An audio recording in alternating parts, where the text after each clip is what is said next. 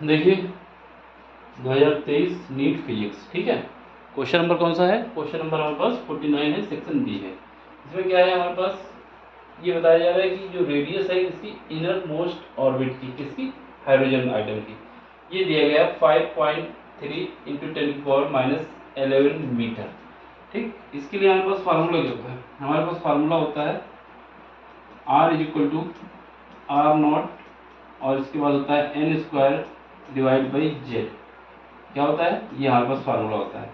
ये are not का मतलब है कि इनर मोस्ट पार्ट की जो रेडियस है ये दी गई है। और पूछा क्या गया है? पूछा गया है कि हमें radius of third allowed orbit, यानी यहाँ पर एन की वैल्यू कितनी है? एन की वैल्यू 3 है। बस हमें सॉल्व कर देना है। ए नॉट कितना दिया हुआ है? ए नॉट हमारे पास दिया हुआ है 5.3 इंटू 10⁻11 मीटर। तो यहाँ पर जब पुट करेंगे तो यहाँ पर आर नॉट कितना है? आर नॉट जो कि इनर पार्ट के लिए रेडियस है 5.3 इंटू 10⁻11 मीटर है। किस क्या है? मीटर है। और यहाँ पर जेड हाइड्रोजन परमाणु की बात होती है, तो हाइड्रोजन परमाणु के लिए हाइड्रोजन आइटम के लिए जेड की वैल्यू कितनी होती है? 1 होती है, एटॉमिक नंबर 1 होता है। अब यहाँ पर आर हमें फाइंड करना है, एन क्योंकि इसमें बोला है कि थर्ड ऑर्बिट में कितनी रेडियस होगी ये बताना है। जैसे ऑर्बिट का मतलब है कि पहला ऑर्बिट हो गया, ये हमारा आर नॉट हो गया, फिर उसका दूसरा हो गया, फिर तीसरा हो गया, तो ये रेडियस चेंज होती रहेगी ना। ये वाली जो है ये आर नॉट है, तो ये रेडियस कौन सी है? आर नॉट, ये हमें दी गई है। ये कौन सी है? ये तीसरे में है, R3 कहते हैं उसको, ठीक है। आर नॉट का मतलब है सेंटर पर। चलो अब यहाँ पे वैल्यू पुट करो, R is equal to z, ये कितना है? 5.3 इंटू 10⁻11 मीटर है, ठीक है। अब यहाँ पर ये कितना है? एन की वैल्यू 3 का स्क्वायर करना होगा। जेड की वैल्यू कितनी होती है? हाइड्रोजन परमाणु के लिए एटॉमिक नंबर 1 होता है, इस वजह से इसको लिख दो बस। अब इसको मल्टीप्लाई कर दो, ये कितना हो जाएगा?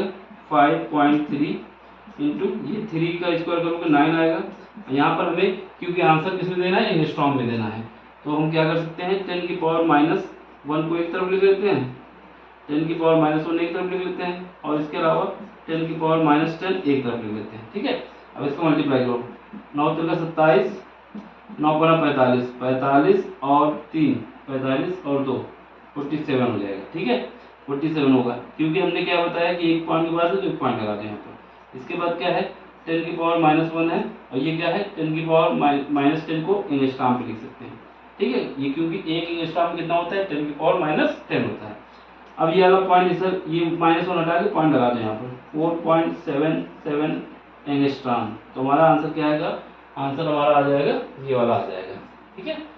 थर्ड ऑप्शन सही होगा। सिंपल सा याद रखना है ये वाला फार्मूला। अगर यहाँ पर हाइड्रोजन कुछ और होता तो जेड की वैल्यू चेंज हो जाती, ठीक है। जैसे लिथियम होता, ठीक है, बेरिलियम होता, कैल्शियम होता, मैग्नीशियम होता, एल्युमिनियम होता, तो उसके हिसाब से एटॉमिक मास लिखना है पर एटॉमिक नंबर, ठीक है। मास नहीं, एटॉमिक नंबर लिखना है। अब देखो समझ में आया है तो क्या करना है? लाइक करना है, शेयर करना है, सब्सक्राइब करना है।